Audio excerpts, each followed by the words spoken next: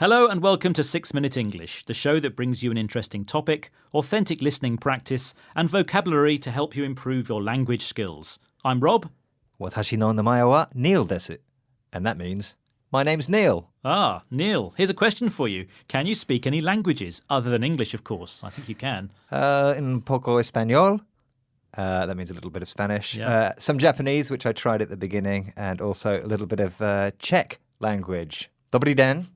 Jak se máš? Yeah, very impressive. So, what tips can you give for learning to speak another language? Well, practice, practice, practice. And don't be afraid of making mistakes, as I no doubt have. Of course. Well, my aim this year is to master the Spanish language. Master means to learn thoroughly.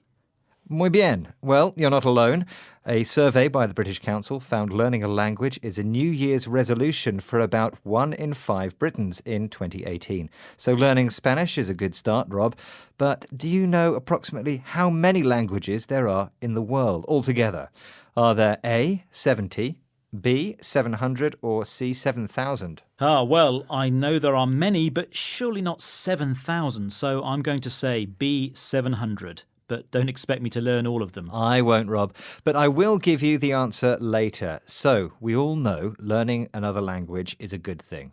It brings us many benefits. Yes, we can communicate with people from other countries, and when we're travelling, we can understand what signs and notices say, so we don't get lost. That's right, but many scientists also believe that knowledge of another language can boost your brain power.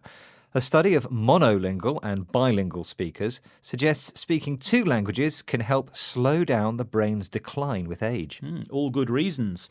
But Neil, learning another language is hard. It would take me years and years to become fluent in, say, Mandarin. And by fluent, I mean speak very well without difficulty. Well, this depends on your mother tongue. In general, the closer the second language is to the learner's native tongue and culture, in terms of vocabulary, sounds, or sentence structure, the easier it will be to learn.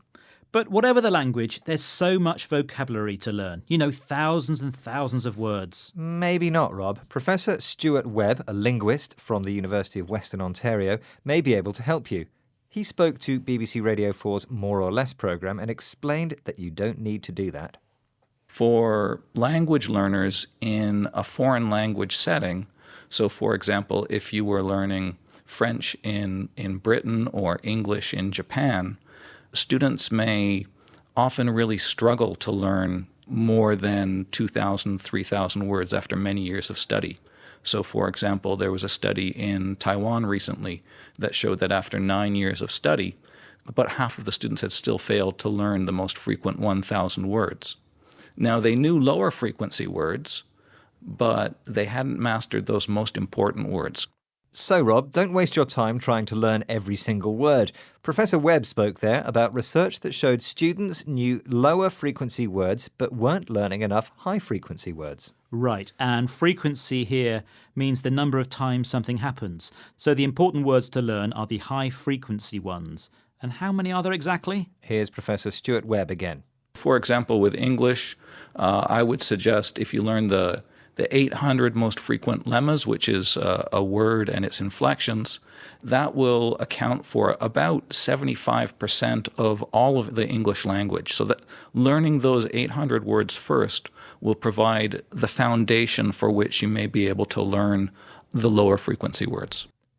Fascinating stuff. And good to know, I just need to learn about 800 words, or what he calls lemmas. Yes, a lemma is the simplest form or base form of a word, and the inflection here refers to how the base word is changed according to its use in a sentence.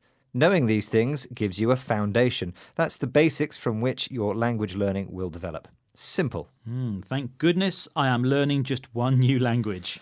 But how many languages could you potentially be learning, Rob? Earlier I asked you approximately how many languages there are in the world altogether. Are there A, 70, B, 700 or C, 7,000? And I said 700. Was I right? No, Rob, you were wrong. There are around 7,000 recognised languages in the world, but UNESCO has identified 2,500 languages, which it claims are at risk of extinction. A sobering thought, Neil. Now, shall we remind ourselves of some of the English vocabulary we've heard today, starting with master? To master a new skill in this context means to learn thoroughly or learn well. Rob hopes to master Spanish before he starts a new job in Madrid. Really, that's news to me, Neil. But it would be good to be fluent in Spanish or any language, or to speak it fluently. That's speaking it very well and without difficulty. Now, our next word was frequency. Here we are referring to high and low frequency words, so it means how often they occur. Examples of high frequency words are it, the, and. And our next word is inflections. These are the changes to the basic form of words according to their function in a sentence, such as adding an S to the end of a word to make it plural. And don't forget lemma, which is the simplest form or base form of a word before an inflection is added. And finally, foundation, which means the basics your learning grows from. That just leaves me to remind you that you can learn English with us. That's it for today's 6-Minute English. We hope you enjoyed it. Bye for now. Naschledanou, hasta luego, ja ne. And in English, goodbye. Goodbye.